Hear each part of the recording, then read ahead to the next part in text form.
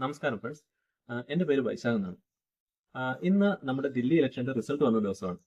അപ്പം ഇന്നത്തെ ഇലക്ഷൻ റിസൾട്ടിന്റെ ഒരു പ്രത്യേകത എന്താണെന്ന് വെച്ചാൽ ഏകദേശം 13 വർഷമായിട്ട് ദില്ലി ഭരിച്ചുകൊണ്ടിരുന്ന അരവിന്ദ് കെജ്രിവാളിന്റെ ആം ആദ്മി പാർട്ടി സർക്കാർ ഇന്ന് താഴെ വീണിരിക്കുകയാണ്. അപ്പം 13 വർഷമായിട്ട് ദില്ലി ഭരിച്ചുകൊണ്ടിരിക്കുന്ന ഈ കെജ്രിവാൾ സർക്കാരിനെ ദില്ലിയിലെ ജനങ്ങളെ താഴെ ഇറക്കിക്കൊണ്ട് BJPക്ക് അവസരം ലഭിച്ചിരിക്കുകയാണ്. BJP ആണ് അവർ അധികാരത്തിൽ എത്തിച്ചിരിക്കുന്നത്. അപ്പം ഇങ്ങനെ ഒരു ഇലക്ഷൻ റിസൾട്ട് വരാനുള്ള കാരണങ്ങൾ എന്തൊക്കെയാണെന്ന് നമുക്കൊന്ന് വിശകലനം ചെയ്ത് നോക്കാം. 2011-2012 കാലഘട്ടത്തില് അന്ന് ഈ അഴിമതി വിരുദ്ധ സമരത്തിന് നേതൃത്വം കൊടുത്തിരുന്ന അണ്ണാ ഹസാരെ എന്ന ആ ഒരു സമരനായകന്റെ പല സമരങ്ങളിലും പങ്കെടുത്തുകൊണ്ടാണ് കെജ്രിവാളിന്റെ രാഷ്ട്രീയ ജീവിതം ആരംഭിക്കുന്നത്. അപ്പം അണ്ണാ ഹസാരെ നടത്തിയ പല അഴിമതി വിരുദ്ധ പോരാട്ടങ്ങളിലും ഈ അരവിന്ദ് കെജ്രിവാൾ പങ്കെടുക്കുകയും പിന്നീട് അണ്ണാ ഹസാരെയുടെ പങ്കാളിയായി മാറുകയുമായിരുന്നു. പക്ഷേ പിന്നീട് ഒരു കാലത്ത് അണ്ണാ ഹസാരയിൽ നിന്നും വിട്ടുമാറി പോവുകയും കെജ്രിവാൾ സ്വന്തമായി പാർട്ടി രൂപീകരിക്കുകയും ചെയ്തു. ആ പാർട്ടിയാണ് ഈ ആം ആദ്മി പാർട്ടി. 2011-2012 കാലഘട്ടം എന്നൊക്കെ പറയുന്നത് നമ്മുടെ രാജ്യത്ത് അഴിമതി കൊടി കുത്തി വാണിരുന്ന ഒരു കാലഘട്ടമായിരുന്നു. എല്ലാ മേഖലകളിലും സർവത്ര അഴിമതിയായിരുന്നു നമ്മുടെ രാജ്യത്ത് ആ ഒരു കാലഘട്ടത്തിൽ ഉണ്ടായിരുന്നത്. അപ്പം ഈ ഒരു അഴിമതിക്കെതിരായിട്ടുള്ള പോരാട്ടമാണ് അന്ന് അണ്ണാ ഹസാരെ നടത്തിയിരുന്നത്. അപ്പം കെജ്രിവാളും അതിനൊപ്പം പങ്കുചേരുകയും പിന്നീട് കെജ്രിവാള് ഒരു സ്വന്തമായ ഒരു പാർട്ടി രൂപീകരിക്കുകയും ഈ ആം ആദ്മി പാർട്ടി രൂപീകരിക്കുകയും എന്നിട്ട് ഈ പാർട്ടിയുടെ ഒരു പ്രധാനപ്പെട്ട അജണ്ടകളായിട്ട് വെച്ചിരുന്നത് ഇന്ത്യയിൽ നിന്നും അഴിമതി വേരോടെ പിഴുതെറിയുമെന്നും അതേപോലെ അഴിമതി വിരുദ്ധമായിട്ടുള്ള ജനസേവനത്തിന് വേണ്ടിയിട്ട് മാത്രമുള്ള ഒരു സർക്കാരിന് രൂപം കൊടുക്കും എന്നുള്ളതായിരുന്നു. അപ്പം അരവിന്ദ് കെജ്രിവാളിന്റെ ഈ ഒരു പ്രഖ്യാപനങ്ങളെല്ലാം വിജയിക്കുന്ന കാഴ്ചയാണ് 2013 ദില്ലി തെരഞ്ഞെടുപ്പിൽ കണ്ടത്. 2013 ദില്ലി തെരഞ്ഞെടുപ്പില് എല്ലാവരെയും അമ്പരപ്പിച്ചുകൊണ്ട് അരവിന്ദ് കെജ്രിവാൾ സർക്കാർ ആദ്യമായിട്ട് ഭരണത്തിൽ കയറുകയായിരുന്നു. അപ്പം കുറെ വാഗ്ദാനങ്ങൾ കൊടുത്തിരുന്നല്ലോ. അപ്പം ഈ വാഗ്ദാനങ്ങളെല്ലാം കുറെയൊക്കെ പാലിക്കുന്ന കാഴ്ച നമ്മൾ ആദ്യത്തെ ആ ഒരു സർക്കാരിന്റെ കാലഘട്ടത്തിൽ കണ്ടു. അതായത് ജനങ്ങൾക്ക് സൗജന്യമായിട്ട് വൈദ്യുതി, അതുപോലെ വെള്ളം, അങ്ങനെയുള്ള കാര്യങ്ങളെല്ലാം നൽകുകയായിരുന്നു ഉണ്ടായിരുന്നത്.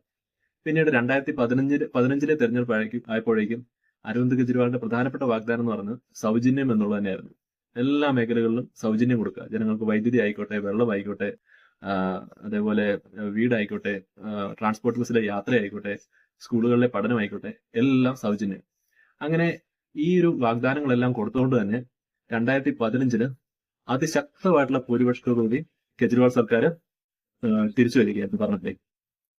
ഏകദേശം 70 സീറ്റുള്ള ദില്ലി നിയമസഭയിൽ 67 സീറ്റും നേടിക്കൊണ്ട് 2015 കെജ്രിവാൾ സർക്കാർ അതിശക്തമായിട്ടുള്ള ഒരു വിപ്ലവത്തിനാണ് തുടക്കം കുറിച്ചത് ദില്ലിയിൽ. അതിനുശേഷം അവിടുത്തെ പ്രതിപക്ഷ പാർട്ടികളൊക്കെ അപ്രത്യക്ഷമാകുന്ന കാഴ്ചയായിരുന്നു കണ്ടത്. അപ്പൊ ഈ 2015 ഇലക്ഷന് പ്രതിപക്ഷത്താകെ 3 MLA-മാരാണ് ഉണ്ടായിരുന്നത്. 67 പേരും ആം ആദ്മിയുടെ MLA-മാരായിരുന്നു. അങ്ങനെ 2015 to 2020 ആ ഒരു ഭരണകാലഘട്ടം എന്ന് പറയുന്നത് ദില്ലിയിലെ ജനങ്ങളെ സംബന്ധിച്ചിടത്തോളം കെജ്രിവാളിനെ അവരുടെ ഏറ്റവും വലിയൊരു നേതാവാക്കി അവര് മനസ്സിൽ കാണുന്നൊരു കാലഘട്ടമായിരുന്നു. അതായത് അവരിതുവരെ കണ്ടതിൽ വെച്ച് ഏറ്റവും മികച്ച ഒരു നേതാവാണ് കെജ്രിവാൾ എന്ന് അവരുടെ മനസ്സിലേക്ക് ഈ ഒരു 15 തൊട്ട് 20 വരെയുള്ള കാലഘട്ടത്തിൽ കെജ്രിവാളിന് കയറാൻ സാധിച്ചു. പിന്നീട് അതുകൊണ്ട് തന്നെ ഈ ഒരു 2020 തെരഞ്ഞെടുപ്പ് ആയപ്പോഴേക്കും കെജ്രിവാൾ വളരെ ശക്തമായിട്ട് വീണ്ടും ഭരണത്തിലേക്ക് പൂർവാധികം ശക്തിയോടെ തിരിച്ചെത്തുകയായിരുന്നു. അന്ന് 5 സീറ്റ് മാത്രമാണ് കെജ്രിവാളിന് മുമ്പത്തെ ഇലക്ഷനേക്കാൾ കുറഞ്ഞത്. 62 സീറ്റ് നേടി ആം ആദ്മി പാർട്ടി 2020 വീണ്ടും മൂന്നാമതും അധികാരത്തിലേക്ക് എത്തി. ആ സമയത്ത് പ്രതിപക്ഷത്തുണ്ടായിരുന്ന BJPക്ക് ഒരു 5 സീറ്റോടെ കൂടി 8 സീറ്റിലേക്ക് BJP എത്തി.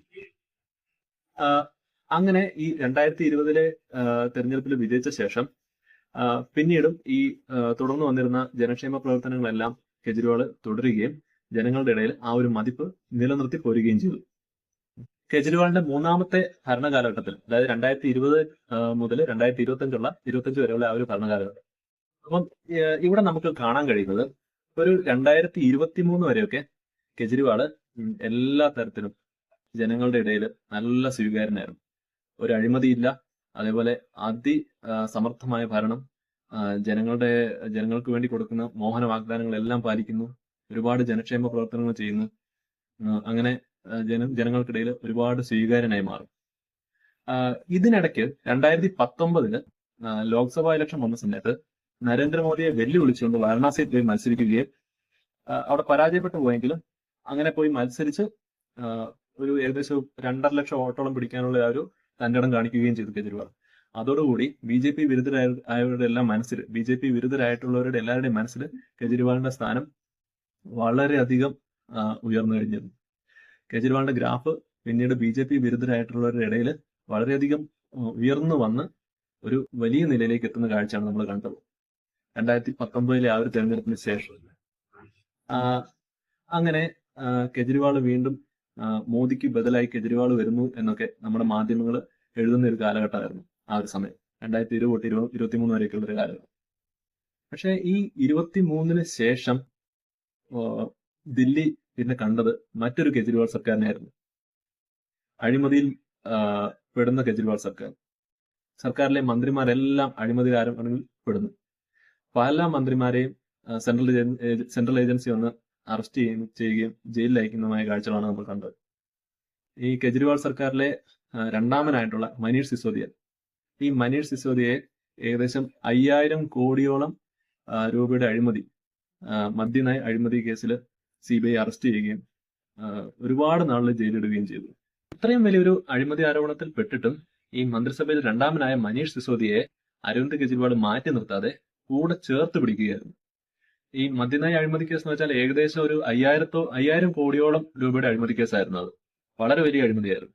അപ്പം എന്നിട്ടും അതിൽ പെട്ടുവെന്ന് മനസ്സിലാക്കിയിട്ടും ഈ മനീഷ് സിസോദിയെ കൈവിടാതെ കൂടെ ചേർത്ത് പിടിച്ചു അരവിന്ദ് കെജ്രിവാൾ. കെജ്രിവാള് അതേ സമയം തന്നെ നരേന്ദ്രമോദിക്കും സെൻട്രൽ ഏജൻസീസിനും എതിരായിട്ട് ഞങ്ങളെ വേട്ടയാടുന്നു എന്ന ആരോപണം വളരെ ശക്തമായിട്ട് ഉന്നയിക്കുകയും ചെയ്തു. അപ്പം നമുക്ക് മനസ്സിലാക്കാൻ സാധിക്കും, അടുത്ത തെരഞ്ഞെടുപ്പിന് വേണ്ടിയിട്ടുള്ള ഒരു മുൻകൂട്ടി എറിയുകയായിരുന്നു ഈ അരവിന്ദ് കെജ്രിവാൾ അവിടെ. പക്ഷേ എന്ത് സംഭവിച്ചെന്ന് ചോദിച്ചാൽ വീണ്ടും മറ്റൊരു മന്ത്രി ഇതേപോലെ മറ്റൊരു അഴിമതി കേസിൽ പെടുകയും അവരെയും സെൻട്രൽ ഏജൻസി ഒന്ന് അറസ്റ്റ് ചെയ്ത് ജയിലിലാക്കുകയായിരുന്നു. അപ്പം ഇതൊക്കെ വന്നപ്പോഴേക്കും എന്ത് സംഭവിച്ചെന്ന് ചോദിച്ചാൽ ജനങ്ങളുടെ ഇടയിൽ കെജ്രിവാളിനെ സംശയത്തോടെ നോക്കാനുള്ള ഒരു സാഹചര്യം ഉണ്ടായി. മാധ്യമങ്ങളായാലും അതേപോലെ ദില്ലിയിലെ തന്നെ ജനതയായാലും കെജ്രിവാളിനെ ഒരു ഒരു ഒരു സംശയം ജനങ്ങളുടെ ഇടയിൽ പടർന്നു കെജ്രിവാളിനെതിരായി.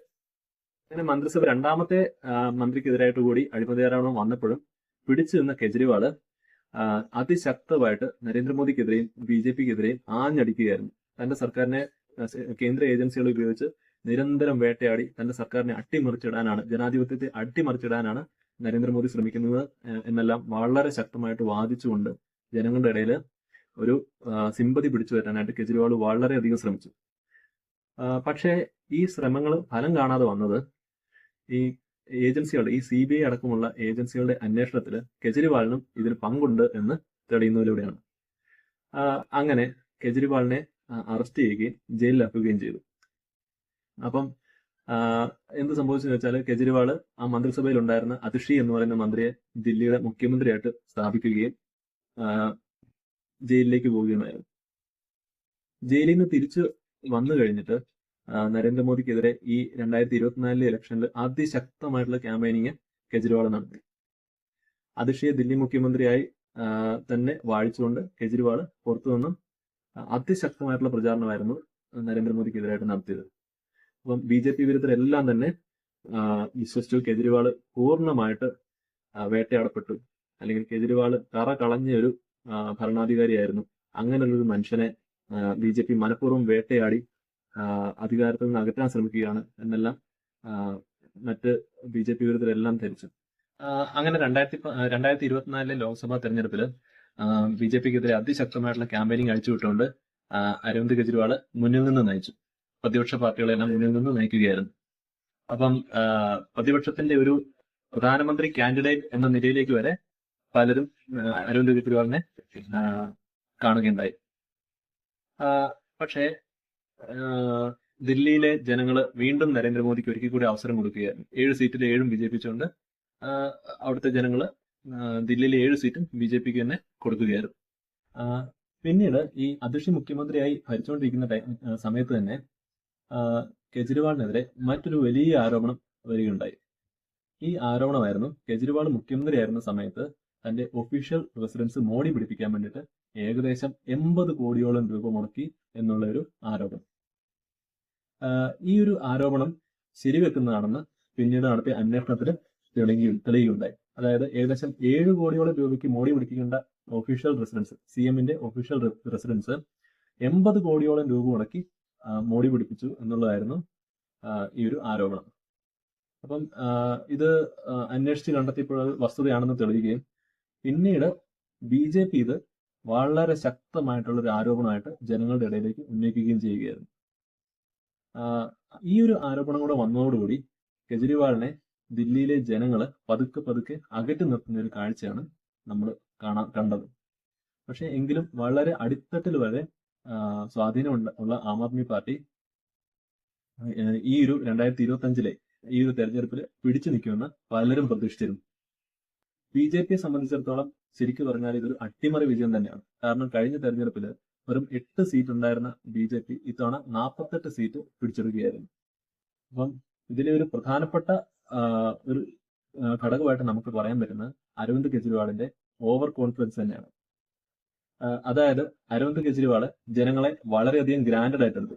അതായത് ഞാൻ എന്ത് ചെയ്താലും ദില്ലിയിലെ ജനങ്ങൾ എന്റെ കൂടെ നിൽക്കുള്ളൂ, അല്ലെങ്കിൽ എനിക്കെതിരെ എന്ത് ആരോപണം വന്നാലും അത് ജനങ്ങൾ വിശ്വസിക്കില്ല, എന്നെ വേട്ടയാടുന്നതായിട്ടേ ജനങ്ങൾ കരുതുള്ളൂ എന്നയാൾ വളരെയധികം ഓവർ കോൺഫിഡൻസ് വെച്ച് പുലർത്തിയിരുന്നു, അമിതമായ ആത്മവിശ്വാസം വെച്ച് പുലർത്തിയിരുന്നു.